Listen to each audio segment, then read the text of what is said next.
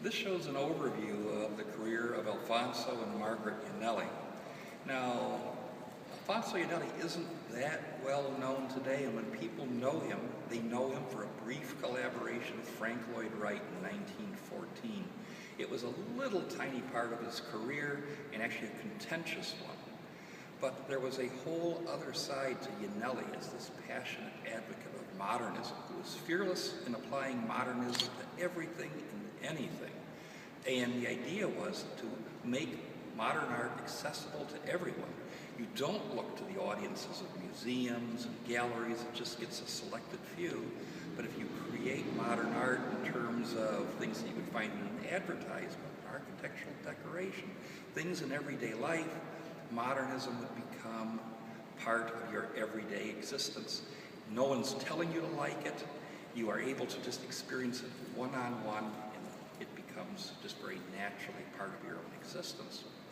But this is forgotten about. In fact, Iannelli is completely covered in Frank Lloyd Wright's shadow, because he cast a big shadow.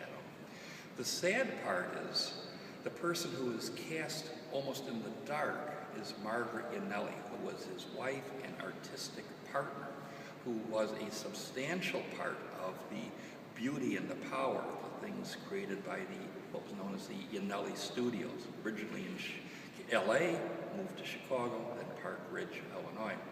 Margaret was a gifted artist who had amazing sensibilities in terms of art and graphic design.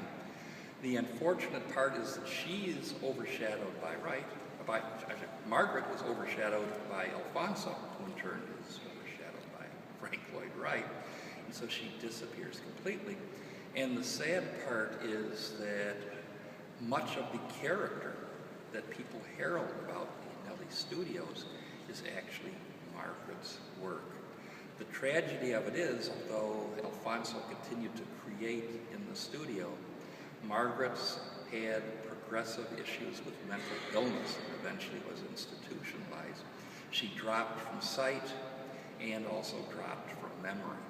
But we are able to reconstruct from surviving works that existed in private collections that were part of the private archive of the Iannelli Studios to not only tell Alfonso's story, but also to put Margaret right where she belongs, right next to him, with equal footing in the story as well.